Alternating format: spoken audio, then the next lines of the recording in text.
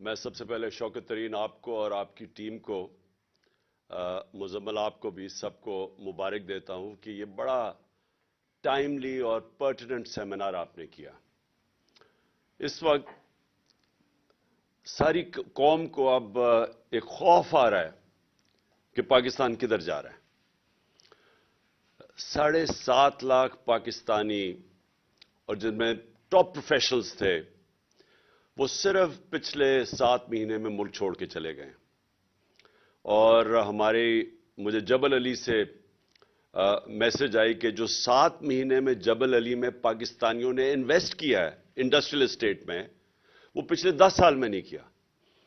تو ایک امید جا رہی ہے پاکستان سے، کیونکہ جو یہ 7-8 مہینے میں ہوا ہے پاکستان میں، اس کی میری تو جتنی زندگی ہے میں نے تو اس کی کوئی مثال نہیں دیکھی.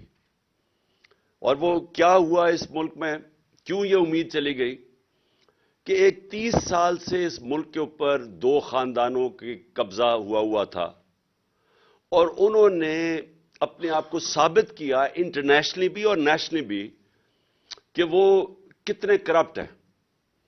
انہوں نے جو آپس میں ایک دوسرے کے اگینسٹ ساری پبلک کو تیار کیا، 20 سال 25 سال کہتے رہے کہ وہ کہتا ہے وہ چور ہے، وہ چور ہے، کیسز ایک دوسرے کے اوپر بنائے. اور اس کے بعد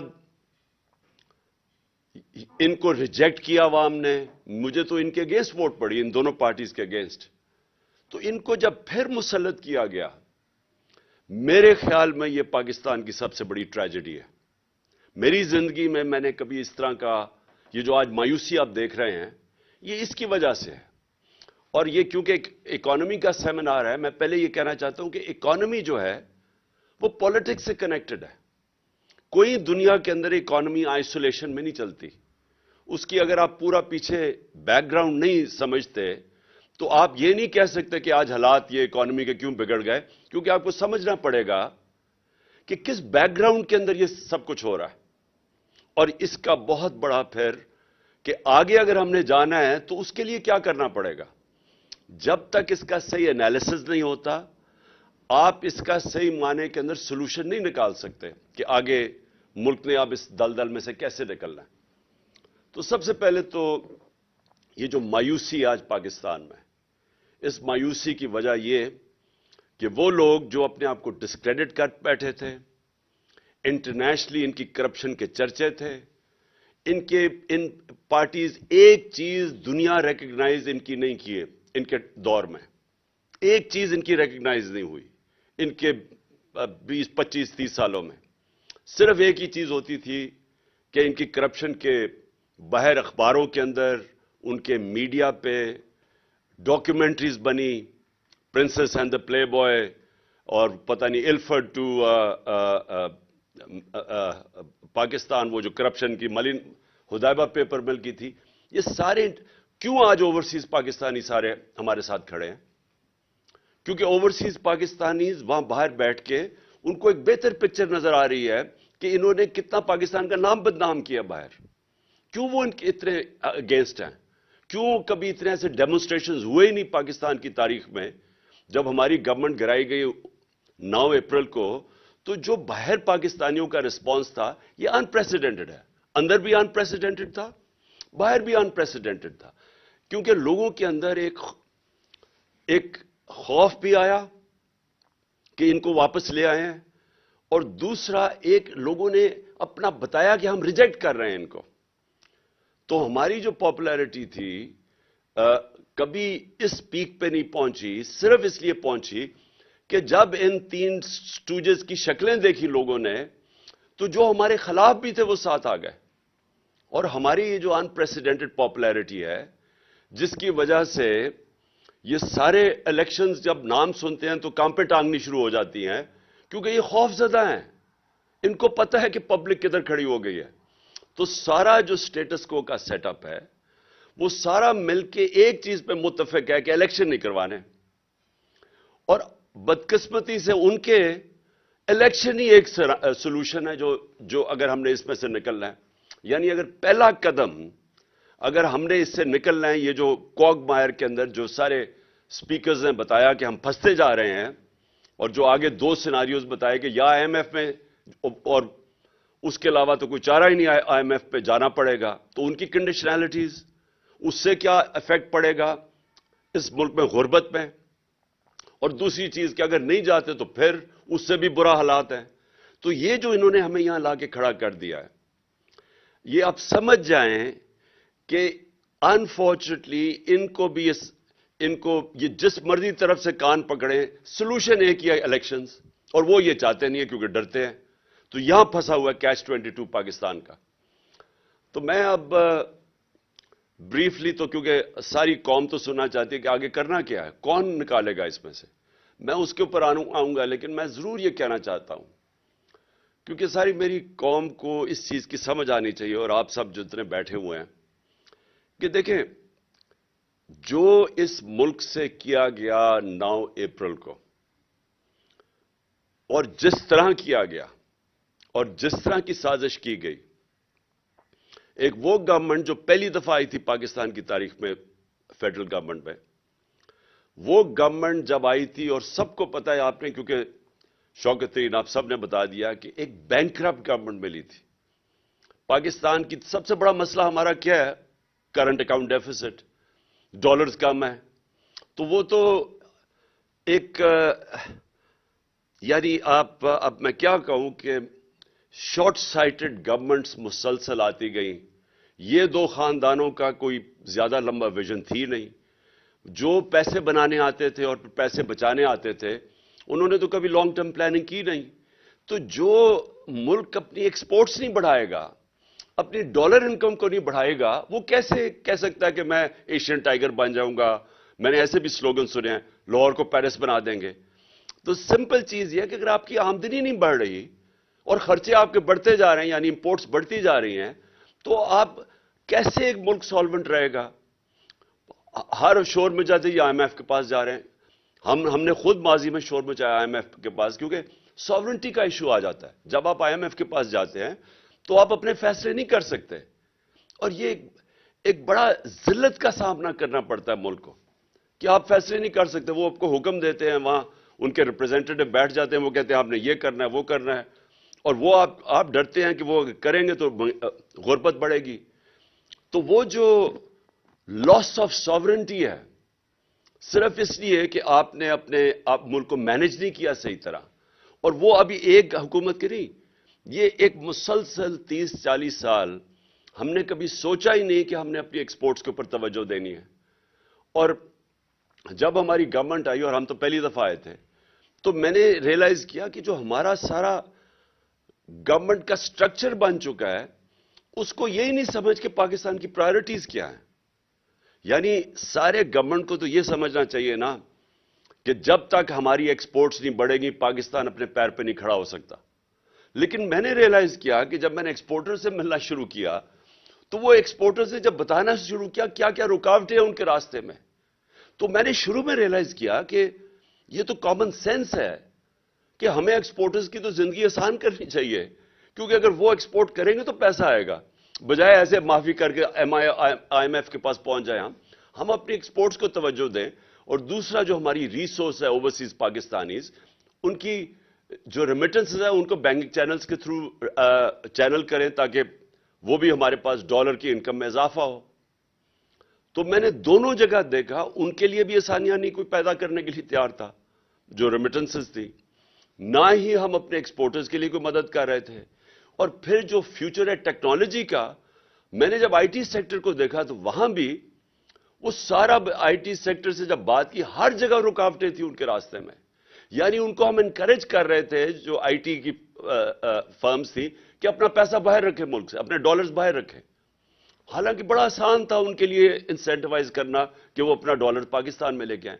لیکن وہ جو سٹرکچر بنا ہوا ہے ایف بی آر کا، جو ہم شروع میں آئے ایف بی آر گورنمنٹ کا، وہ اس کے اوبلیویس تھا.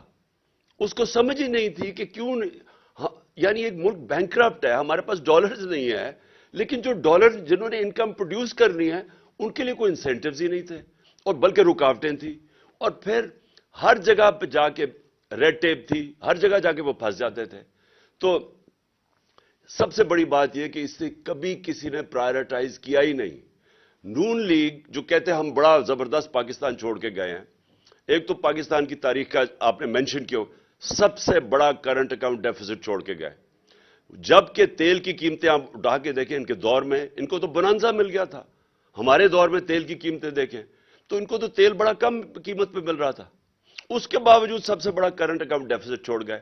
मेन हमें तो प्रॉब्लम्स आया जो हमारे दौर में, वो जब कमोडिटी सुपर साइकिल आया और तेल की कीमतें ऊपर गई तो हमारा तो करंट अकाउंट उधर इफेक्ट हुआ। ऊपर से हमें कोरोना का पड़ गया, हमें कोविड $3 अरब की कोविड वैक्सीन खरीदनी पड़ी, ये अनयूजुअल कॉस्ट है, तो हमें तो वो इफेक्ट हुआ। तो इनको क्या प्रॉब्लम था? तो इन्होंने सबसे बड़ा करंट अकाउंट डेफिसिट, एक्सपोर्ट्स बढ़ी नहीं इनके 5 साल के अंदर, तो ये इकोनॉमी कैसे ठीक करके चले गए? आप करंट अकाउंट भी सबसे बड़ा छोड़ जाएं, एक्सपोर्ट्स बढ़ाए ना, तो वो कैसे गवर्नमेंट कह सकती है कि हमारी परफॉर्मेंस अच्छी है? वो हमें मुल्क मिला। और मैं सिर्फ ये रिपीट करना चाहता हूं, क्योंकि बार बार हमें कहा गया कि जनाब आप फेल हो गए हैं। इस तरह का मीडिया प्रोपेगेंडा हमने फेस किया। मैं आपको यकीन दिलाता हूं कि इतना प्रेशर मीडिया ने हमारे ऊपर डाला। एक तरह आज कह रहे हैं ना जी, नेशनल सिक्योरिटी काउंसिल की मीटिंग हुई तो उन्होंने कहा जी कि इकोनॉमी में और हमें सारों को कंसेंसस डेवलप करना चाहिए। और उन्होंने बाय द वे बड़ी इंटरेस्टिंग बात की कि डॉलर्स मुल्क से बाहर जा रहे हैं वो रोकने चाहिए। मैंने ये भी बड़ी आज नेशनल सिक्योरिटी काउंसिल की मीटिंग में सुना। तो डॉलर से सबसे ज्यादा कौन बाहर भेजता है? ये सरे महल जो था ये किधर, कौन से डॉलर से बना था? ये जो 4 मेफेयर के फ्लैट्स हैं ये कौन से, उधर से किधर से जनरेट हुए थे डॉलर? वो यहीं से पैसा बाहर गया था। वो जो $60 मिलियन पड़ा हुआ था आसिफ जरदारी का स्विट्जरलैंड में जो वापस आना था, वो किधर से डॉलर गए थे? वो सारे चोरी होके यहां से गए थे। तो ये आज बिलों को बिठा दिया दूध की हिफाजत करने के लिए, और वो हमें बता रहे हैं कि कैसे आपने रोकना है जनाब डॉलर्स मुल्क से बाहर जाने के लिए। सबसे बड़े मनी लॉन्ड्रर्स तो ये हैं। हुदैबा पेपर मिल क्या थी? मनी लॉन्ड्रिंग थी। तो सारे जो मनी लॉन्ड्रर्स हैं वो हमें दर्ज दे रहे हैं आज के जी डॉलर्स रोकना है मुल्क से बाहर जाने के लिए। तो मैं अपनी सिर्फ परफॉर्मेंस बताना चाहता हूं कि ये जो आज बातें हमें कर रहे हैं कि जनाब मुल्क बड़ा तबाह हो गया और कोई बारूदी सुरंगें थी, तो मैं सिर्फ, क्योंकि आपने ये सुने भी होंगे स्टेटिस्टिकली, मैं फिर रिपीट करना चाहता हूं कि जो हमें पाकिस्तान मिला था सबसे बड़ा करंट अकाउंट डेफिसिट, इकोनॉमी हमारे बुरे हालात में थी। पहली दफा हम गवर्नमेंट में आए, मैं ये भी कह दूं कि हमारा पहली दफा जब हम गवर्नमेंट में आए, हमारा अमेरिका की तरह कोई सिस्टम ऐसा नहीं था कि 2 महीने, अब जब बाइडेन एडमिनिस्ट्रेशन जब आई तो 2.25 महीने इनको हर डिपार्टमेंट ने ब्रीफिंग दी कि हमारे हालात क्या हैं। एक एक डिपार्टमेंट की ब्रीफिंग मिली इनको। सो इनकी पूरी तैयारी करके लेके आए। हमारा यहां सिस्टम ही कोई नहीं था। हमारे तो 3 दिन पहले पता चला कि जनाब अब हमारी मेजॉरिटी पूरी हो गई और गवर्नमेंट बन रही है। उसके बाद जब गवर्नमेंट में आए तो पहली दफा प्रेजेंटेशन मुझे मिली कि गवर्नमेंट की सूरत हाल क्या थी। तो एक नई पार्टी भी आई पहली दफा गवर्नमेंट में, पहली दफा हमने ये पता चला कि हालात क्या है। तो मैं सिर्फ ये कहना चाहता हूं कि उसके बावजूद, और मुझे बड़ा फख्र है कि मीडिया प्रोपेगेंडा ऐसा था हमारे खिलाफ कि जी तबाह हो गया मुल्क और ये हो गया वो हो गया। तो हम आप यकीन करें कि जब हमारी कैबिनेट के अंदर ये फिगर्स प्रेजेंट की गई कि हमारी 5.7 और 6% ग्रोथ रेट थी आखिरी 2 साल, जो पाकिस्तान की तारीख में, अगर आप डिक्टेटर्स को निकाल दें और अमेरिकन डॉलर्स को निकाल दें जो सीटों सेंटों में यूब खान के पास आए, जियाउल हक के जमाने में अफगान जहाज पे आए, जब उन्होंने कहा जी पीनट्स हैं तो उन्होंने और डॉलर्स मंगवाए, और फिर अपने 80,000 लोग मरवा लिए वॉर ऑन टेरर में और वो डॉलर्स आए। इसको आप निकाल दें तो ये पाकिस्तान की तारीख की सबसे बेहतरीन परफॉर्मेंस है। और जब ये हमारी कैबिनेट के अंदर ये परफॉर्मेंस बताई गई तो मैं आप सबको बताऊं कि हमारी कैबिनेट वाले नहीं मान रहे थे। इतना बड़ा प्रोपेगेंडा चल रहा था, हम पहले से कन्विंस हुए थे कि जी हम मुल्क तबाह हो गया, हम इतने बुरे हैं। तो जब ये फिगर्स अनाउंस हुई हमारी कैबिनेट में, और फिर हमारी कैबिनेट नहीं मान रही थी, बकायदा फिर ब्रेक डाउन दी कि इस सेक्टर में इतनी, एग्रीकल्चर में ये ग्रोथ, सर्विस सेक्टर, तो वो मैं आपके सामने रखता हूं کیونکہ میں اس لیے سمجھتا ہوں کہ یہ ہماری بہت بڑی اچیومنٹ تھی، اور یہ اچیومنٹ اس لیے تھی کہ آئی ریپیٹ اگین کہ ہماری تو پہلی دفعہ گورنمنٹ پاور میں آئی تھی۔ اب یہ ذرا دیکھ لیں، میں نے آپ کو بتا دیا کہ 2021 میں 5.7% گروتھ ریٹ، 7.4، 21-22 کے اندر 6% گروتھ ریٹ، ایگریکلچر 17 سالوں کے بعد 4.4% گروتھ ریٹ، 4 بمپر کراپس 2 سال میں، سروس سیکٹر کی گروتھ 6.2%، یہ بھی 17 سال میں ہائیسٹ گروتھ ریٹ تھی۔ ایکسپورٹس ہماری ہائیسٹ تھیں، جو پہلی دفعہ انسینٹیوائز کیا ایکسپورٹرز کو، اور اس کا نتیجہ آیا $32 بلین ایکسپورٹس، ہائیسٹ پاکستان کی تاریخ کا۔ ان کو انسینٹیوائز کیا آپ نے اوورسیز پاکستانیز کو بینکنگ چینل سے بھیجنے کے لیے $31 ارب ریمیٹنسز، یہ بھی ریکارڈ تھا۔ ہماری ٹیکس کلیکشن پاکستان کی تاریخ کی سب سے زیادہ تھی، 6.1%۔ اور میں یہ ریپیٹ کر دوں کہ جو ہم نے، اور بڑا مشکل تھا ہمیں جو چینجز لائیں تاکہ ہماری ٹیکس کلیکشن بڑھے، آٹومیشن کے اوپر جانے کے لیے بڑی ریزسٹنس تھی، لیکن ہم یہ سارے بیریئرز کراس کر گئے تھے۔ پتہ نہیں آپ کو شوکت علی نے بتایا یا نہیں، ہم نے 34 ملین نئے ٹیکس پیئرز ڈسکور کیے تھے، یا میرے خیال میں 40 ملین، شوکت کلیئر کر دے گا بعد میں۔ تو یہ ہم نے نئے ٹیکس پیئر کیسے ڈسکور کیے تھے؟ نادرا کے ساتھ بیٹھ کے ہم نے پھر اپنے وہ انالیسز کیا، سافٹ ویئر استعمال کیا آرٹیفیشل انٹیلیجنس کے، ہم کیسے ان کا رہن سہن کیا تھا، وہ کوئی ٹیکس نہیں دے رہے تھے۔ تو یہ 34 ملین نئے ٹیکس پیئر ڈسکور کیے تھے، یا 40 ملین، میں فگر بھول گیا ہوں، یہاں نہیں لکھا ہوا۔ تو ہم، اور پھر ٹریک اینڈ ٹریس سسٹم، یہ جو بڑی بڑی سیمنٹ اور یہ شوگر انڈسٹری، یہ جو سیلز ٹیکس ایویڈ کرتے ہیں، اس کے لیے ٹریک اینڈ ٹریس سسٹم لے آئے تھے تاکہ اس میں سے امپاسبل ہو کسی قسم کی ٹیکس ایویژن۔ تو ہمارا خیال تھا کہ یہ ہم نے 8 ٹریلین تک لے کے جانی تھی، 8,000 ارب تک اپنی ٹیکس کلیکشن لے کے جانی تھی جب انہوں نے گورنمنٹ کرائی۔ اور پھر جو سب سے ریلیونٹ چیز ہے، 55 لاکھ 3 سال میں نئی نوکریاں ہم نے پروڈیوس کی، اور جو ہمارا آئیڈیا تھا کہ اس سے ہم نے بہت تیزی سے اور آگے جانا تھا۔ تو یہ یاد رکھیں کہ جو ہمیں سب سے زیادہ پرابلم آیا کہ $70 بیرل سے ہمارا ایک وقت پہ گئی $115 بیرل، جو ہمیں اصل پریشر پڑا اینڈ میں جا کے۔ لیکن اس کے باوجود ہم نے پوری کوشش کی کہ اپنی قیمتیں نیچے رکھیں۔ آپ صرف وہی نہیں گئی، کموڈیٹی سپر سائیکل میں جو ایڈیبل آئل تھا، گھی تھا، وہ $780 ٹن سے $1,500 ٹن پہ گیا، $780 ٹن سے 1500، یعنی دگنا ہو گیا تقریباً۔ کوئلہ جو تھا 80 ٹن سے 280 ٹن پہ چلا گیا ہمارا اور اس کے باوجود جو ہماری کنزیومر پرائس انڈیکس تھا وہ 12.2 پہ رکھا ہم نے، اور جو سینسٹیو پرائس انڈیکس تھا وہ 14% پہ ہم نے رکھا مارچ 22 تک۔ اور اس کے علاوہ ہمیں یہ جو میں نے پھر سے ویکسینز کی میں نے بات کر دی۔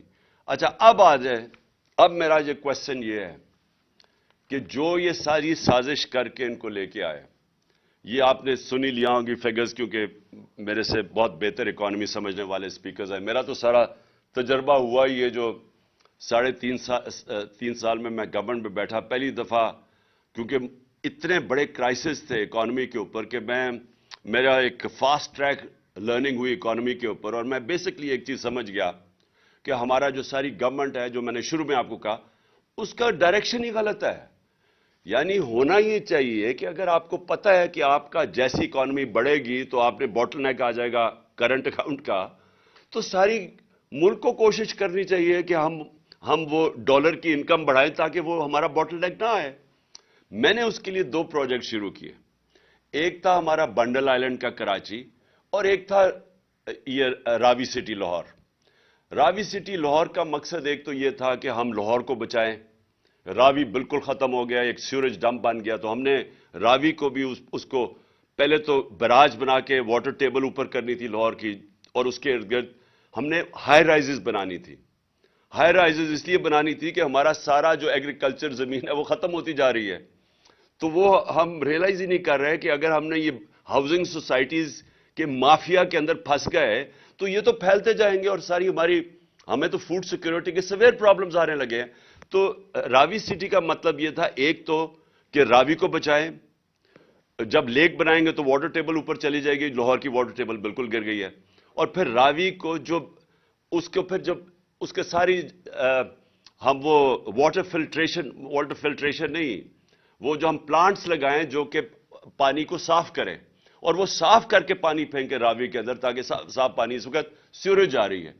تو وہ اور اس کا جو کوشش ہماری یہ تھی کہ اوورسیز پاکستانیز کی انویسٹمنٹ لے کے آئیں کیونکہ وہ سب سے سیف انویسٹمنٹ ان کے لیے پراپرٹی ہے.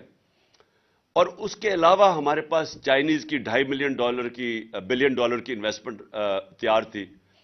تو یہ دونوں، ایک کراچی کا جو پروجیکٹ تھا وہ سکٹل کیا گیا. وہاں دبئی سے انویسٹرز آ رہے تھے کراچی میں، وہ بھی پھر ایک نئی ماڈرن سٹی بن رہی تھی جو ہمارا پلان تھا، اس کو سکٹل کیا گیا. این او سی سندھ گورنمنٹ نے دے کے واپس لے لیا.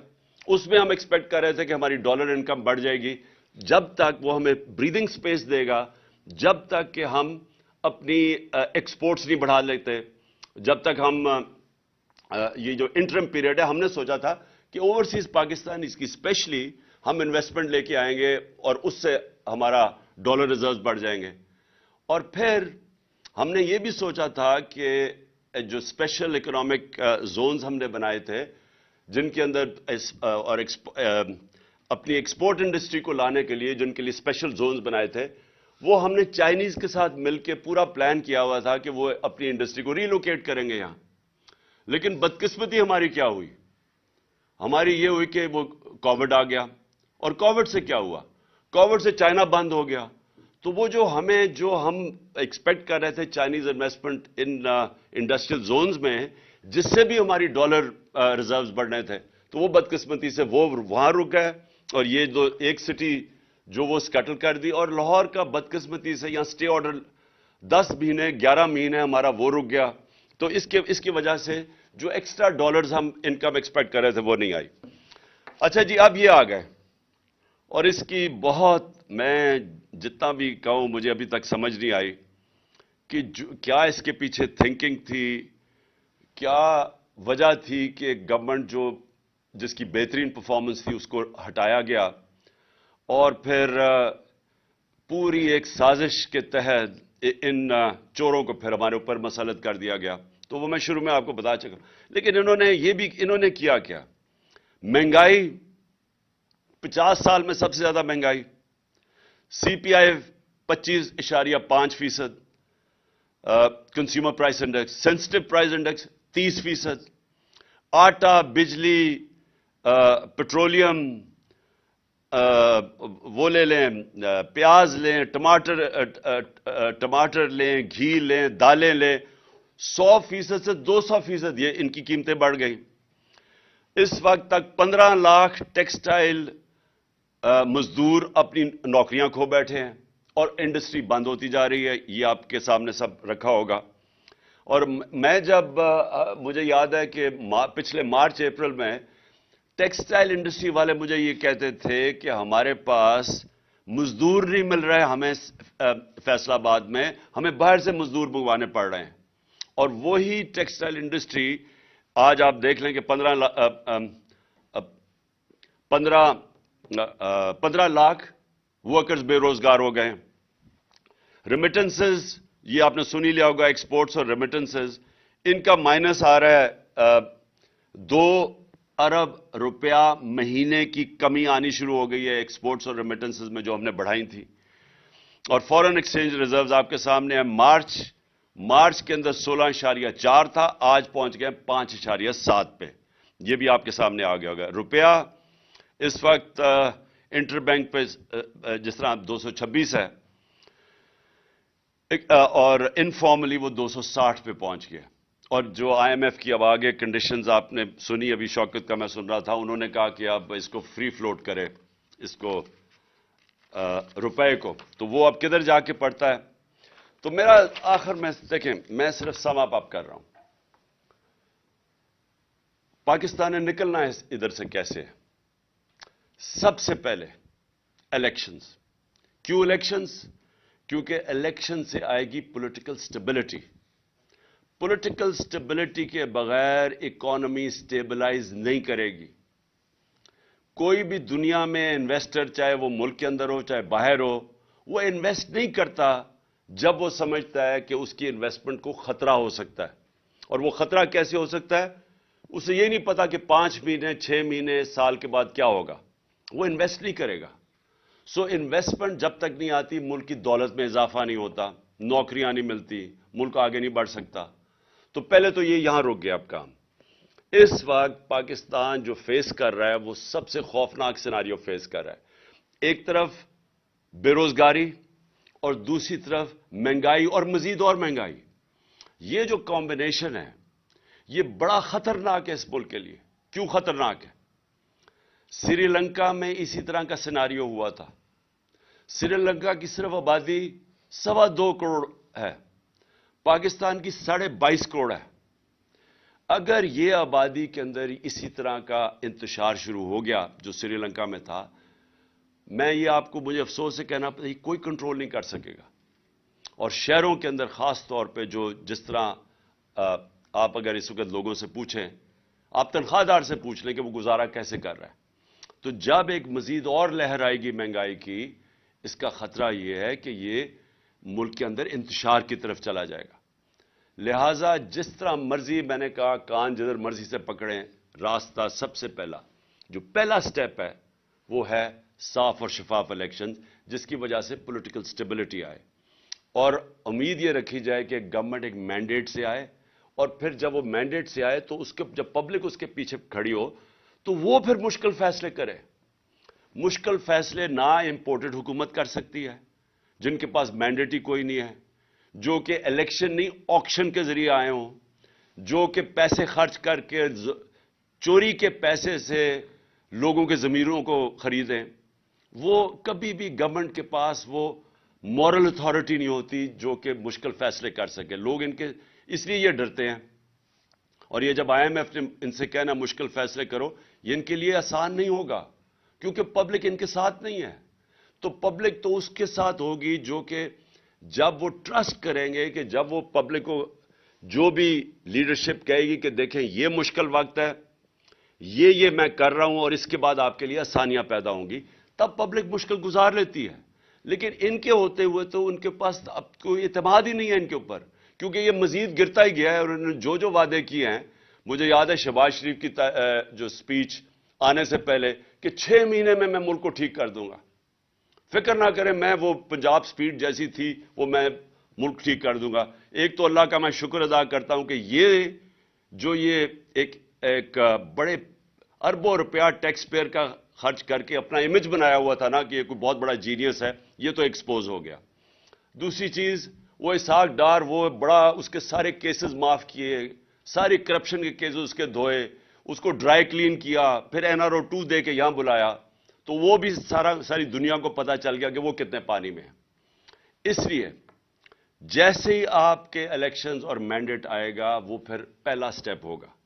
उसके बाद सबसे इंपॉर्टेंट चीज पाकिस्तान में रूल ऑफ लॉ है। इकोनॉमी कनेक्टेड है रूल ऑफ लॉ के साथ। ये लोगों को गलत फहमी है कि जनाब, मुझे जो जनरल बाजवा वो हर चीज के हर फन मौला बन गए थे, तो हमें बता रहे हैं कि जनाब देखें, आप इकोनॉमी के ऊपर कॉन्सेंट्रेट करें, ये एहतसाब को भूल जाएं, ये अकाउंटेबिलिटी भूल जाएं। उनको यही नहीं पता आज तक कि दुनिया का नक्शा उठा के देख लो, जिन मुल्कों के अंदर क्लीन गवर्नेंस है, रूल ऑफ लॉ है, वो खुशहाल हैं। और जिन मुल्कों में यहां NRO दिया जाता है बड़े डाकुओं को और बेचारे छोटे चोरों को पकड़ा जाता है, वहां सारे मुल्कों में गुर्बत है। रूल ऑफ लॉ कनेक्टेड है खुशहाली के साथ। दुनिया के अंदर जिधर भी खुशहाली आई है, पहले रूल ऑफ लॉ आया है। यह हो ही नहीं सकता कि मुल्क में डाके मारे जाए, जो एलीट हो वो ऊपर बैठ के मुल्क चोरी करे और आप समझे कि मुल्क तरक्की कर जाएगा। ये कभी नहीं हुआ। और अगर ये होता तो ये दोनों जो खानदान 30 साल इस मुल्क के ऊपर मुसलत रहे हैं, तो इनको मुल्क को ठीक कर देना चाहिए था। इनके दौर में ही तो सारे कर्जे चढ़े हैं। तो ये किसी का अगर خیال ہے اور یہ سیلف سٹائل، کیونکہ بدقسمتی یہ ہے کہ جب آپ کے پاس اتنی پاور آ جائے جو ایک جنرل باجوہ کے پاس تھی، تو وہ سمجھتے ہیں وہ ہر فن مولا، وہ ہر چیز کے ایکسپرٹ بن جاتے ہیں. تو ہمیں لیکچر دیے جا رہے تھے کہ نہیں جی ان کو NRO دے دو اور آپ صرف اکانومی پہ کانسنٹریٹ کرو. میں یاد ان کو کروایا کہ چائنا نے 450 وزیروں کو جیلوں میں ڈالا ہے، جو دنیا میں سب سے تیزی سے بڑھ رہی ہے اکانومی. اس کو کیا ضرورت پڑی تھی کہ 450 وزیروں کو پچھلے 7-8 سال میں جیلوں میں ڈالو. اس لیے رول آف لا کنیکٹڈ ہے. اور میں آپ کو یقین دلاتا ہوں کہ ہماری جو سب سے بڑی ریسورس ہے اوورسیز پاکستانی ہے. میرا ان سے سب سے دیر 30 سال تک رابطہ ہے. انہوں نے شوکت خانہ میں مدد کی، نمل یونیورسٹی میں، PTI کو جس کو فورن فنڈنگ کہتے ہیں، وہ اوورسیز پاکستانی مدد کرتے ہیں. وہ سب سے زیادہ جذبہ رکھتے ہیں. ان کی انویسٹمنٹ نہیں آتی پاکستان میں. وہ پلاٹس خرید لیتے ہیں لیکن انویسٹ نہیں کرتے انڈسٹری میں اور بزنسز میں، کیونکہ ان کو کانفیڈنس نہیں ہے. پاکستان کے انصاف کے نظام پہ کانفیڈنس نہیں ہے. اور میں مڈل ٹیئر انویسٹرز کی بات کر رہا ہوں، بڑے بڑے انویسٹرز نہیں. اور اگر ہمارے پاس 1 کروڑ میں سے میں کہتا ہوں 5 لاکھ پاکستانی بھی انویسٹ کرنا شروع کریں، آپ امیجن کریں کہ کتنی انفلو آگے ڈالرز کی ہمارے ملک میں. تو اس کے لیے کانٹریکٹ انفورسمنٹ چاہیے، اس کے لیے رول آف لا چاہیے، اس کے لیے ایک کانفیڈنس چاہیے ہمارے ملک کے انصاف کے نظام پہ. تو یہ کنیکٹڈ ہے خوشحالی سے. آپ نے میرے سے بار بار سوال پوچھتے ہیں جی آپ کے پاس کیا اس کا حل ہے، یہ جو آپ دلدل میں ملک پھنسا دیا. تو حل یہ ہے کہ پاکستان کو ایسے چلانا پڑے گا جو آج تک ہم نے نہیں چلایا. ہمیں وہ سٹیپس اٹھانے پڑیں گے. ہم نے کبھی رول آف لا اسٹیبلش نہیں کیا. مارشل لا آتا ہے تو وہ قانون توڑ کے آتا ہے. اور یہ جو 2 خاندان ہیں ان کی مجبوری ہے اداروں کو کمزور کرنا، کیونکہ چوری نہیں کر سکتے. اگر آپ کے ادارے مضبوط ہوں یہ چوری کیسے کریں گے؟ جو اسرائیل کا پرائم منسٹر تھا اس کو پولیس نے آ کے اس کے اگینسٹ کرپشن کیس کر کے اس کو چارج کر دیا، کیونکہ وہ ان کے ادارے مضبوط ہیں. اور یہ نہیں کہ یہ جو یورپ کے اور یہ امریکہ کے لوگ ہمارے سے زیادہ ایماندار ہیں. وہاں کے ادارے ایسے ہیں کہ کوئی چوری نہیں کر سکتا. وہ اداروں کا خوف ہے ان کو. یہاں آتے ساتھ ہی سب سے پہلے تو ادارے ختم کیے. ہم نے اداروں کے اندر میرٹ لے کے آئے. انہوں نے آتے ساتھ ہی پہلے FIA ختم کی، کیونکہ شہباز شریف کے کیسز تھے اربوں روپے کے، اس کو ختم کیا. اس کے اوپر آدمی، اور اس کا اب صرف کام ہے پولیٹیکل وکٹمائزیشن. پھر انہوں نے نیب ختم کی، اس کے TT کے کیس تھے اور ان سارے چوروں کے کیسز تھے. ساروں نے اپنے کیسز امینڈمنٹ نیب کر کے ختم کیے. اور انہوں نے وائٹ کالر کرائم پکڑنا ناممکن ہو گیا آج پاکستان میں. جو نیب امینڈمنٹس کیے ہیں آپ پکڑ ہی نہیں سکتے وائٹ کالر کرمنل. اور پبلک آفس ہولڈر، میں یہاں سے پیسہ چوری کر کے اپنے خاندان کے نام پہ رکھ دوں ایز پرائم منسٹر، مجھے کوئی نہیں پکڑ سکتا. میں پوچھ ہی نہیں سکتا کہ جی آپ کے بچے کس طرح اربوں پتی بن گئے ہیں، کیونکہ انہوں نے امینڈمنٹ پاس کر دی ہے. اوپر سے میں یہاں سے پیسہ چوری کر کے باہر بھیجوں اور پتہ بھی چل جائے کہ میں نے باہر ایک، جس طرح اسحاق ڈار کے پورے دبئی کے اندر وہ ٹاورز ہیں $100 ملین کے، پتہ ہی نہیں چل سکتا. میں اگر کہوں کہ جی وہ دبئی سے انفارمیشن آ رہی ہے $100 ملین کے ٹاور ہیں، انہوں نے کہا جی باہر سے جو ایویڈنس آئے گی وہ ان ایڈمیسیبل ہے. سو یعنی کہ آپ نے لائسنس دے دیا بڑے چوروں کو. تو میں پھر سے کہتا ہوں rule of law second step ہے. Elections first, rule of law second step. تیسرا، یہ جو شوکت نے بات کی ری اسٹرکچرنگ کرنی پڑے گی. یہ جو بڑے بڑے ہمارے گورنمنٹ کارپوریشنز ہیں ان کو ری اسٹرکچر کرنا پڑے گا، کیونکہ یہ اتنا زیادہ پیسہ اس وقت کھا رہے ہیں. پھر ہماری جو گورننس سسٹم ہے اس کو بالکل اس میں چینجز لانے پڑیں گے، کیونکہ یہ بھی ایک، جب تک ہم اپنا گورننس سسٹم کو میریٹوکریسی نہ لے کے آئیں اور ساروں کو ڈائریکٹ کریں کہ نیشنل انٹرسٹ اس وقت کیا ہے، اور وہ ہے کہ ایکسپورٹس بڑھائیں اور اپنی آمدنی بڑھائیں، فیسیلیٹیٹ کریں، انویسٹرز کو کریں، یہ جو ایز آف ڈوئنگ بزنس کریں، جو ہم نے بڑی کوشش کی تھی. اسمال اور میڈیم انڈسٹری وہ بیک بون ہے. اس کے لیے اتنی مشکلات پیدا کی ہوئی ہیں کہ وہ بیچارے وہ اٹھ ہی نہیں سکتے. ان کے لیے ہم نے ساری یہ جو گلوٹین کیے تھے، ہمیں جو ریگولیشنز ختم کیے تھے، ان کے لیے آسانیاں وہ کرتے جا رہے تھے.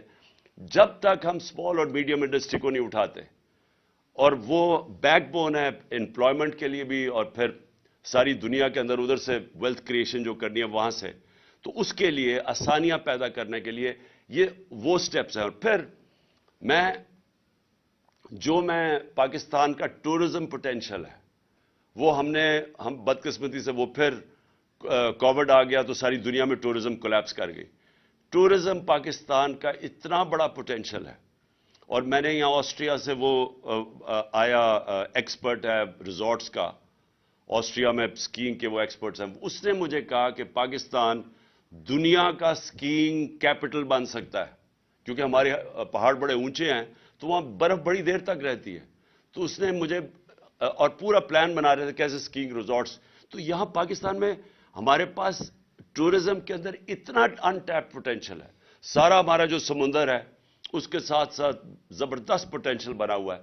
سو ٹورزم کے اوپر کیونکہ وہاں سے ڈالرز آئیں گے باہر سے، اور میں بات کر رہا ہوں کہ مڈل ایسٹ سے. جو مڈل ایسٹ ہے وہ لوگ مسلمان ملکوں میں جانا چاہیں گے ٹورزم کے لیے. اس وقت وہ جاتے ہیں آذربائیجان، لیکن جو پاکستان ہے اس میں بہت مڈل ایسٹ کے لیے بڑی اٹریکٹو پہاڑ ایسے ہیں جو بڑا انٹرسٹ تو ہم کر سکتے ہیں. تو ٹورزم کے اوپر اسپیشل زون بنانے پڑیں گے، ٹورزم زونز، اور یہاں سے ہم بہت زیادہ ڈالر انکم اپنی بڑھا سکتے ہیں. لیکن پھر اور یہ جو ہمارے اسپیشل اکنامک زونز ہیں جس کے اندر ہم انڈسٹری کی ری لوکیشن کروا سکتے ہیں چائنا سے. سو یہ فیوچر کے میں آپ کو پلانز بنا رہا ہوں. لیکن اس سب سے آخر میں دو چیزیں، الیکشنز اور رول آف لا.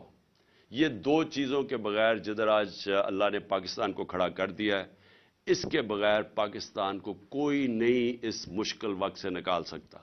یہ جو ان کی اب کوشش ہے، انکم ہماری گرتی جا رہی ہے، بے روزگاری بڑھتی جا رہی ہے، ویلتھ کریشن ہو نہیں رہی، قرضے بڑھتے جا رہے ہیں، جو سارا پاور سیکٹر کے کانٹریکٹس انہوں نے سائن کیے ہوئے ہیں وہ کیپیسٹی پیمنٹس دینی پڑ رہی ہیں. پیسہ ہے نہیں بجلی استعمال کرنے کے لیے، پیسہ ہے نہیں کہ ہم باہر سے جو امپورٹڈ فیول کے اوپر یہ پاور اسٹیشن چلانا ہے وہ ہم چلا نہیں سکتے. تو ایک طرف لوڈ شیڈنگ ہو رہی ہے، دوسری طرف کیپیسٹی پیمنٹس دے رہے ہیں کیونکہ ہمارے پاس پیسہ ہی نہیں ہے امپورٹڈ فیول کے لیے. سو پاکستان جدھر آج انہوں نے پھنسایا ہوا ہے اس کے لیے بڑے چینجز کرنے پڑیں گے. جس طرح ہم نے اپنی گورنمنٹ چلانی ہے، لیکن وہ شروع ہوگا فری اینڈ فیئر الیکشن سے. اور پاکستان میں رول آف لا اسٹیبلش کرنا اب ناگزیر ہو چکا ہے. اس کے بغیر ہم اس ملک کو اب ایک آزاد، خود مختار، ساورن، ایک غیرت مند قوم ہم اب نہیں رہ سکتے. ہمیں اگر یہی طریقہ ہے کہ جی بھاگ کے جا کے پیسے مانگو کسی سے، کبھی کسی سے پیسے مانگ رہے ہیں، اپنی عزت کھو رہے ہیں، اس طرح پاکستان سروائیو نہیں کر سکتا. شکریہ.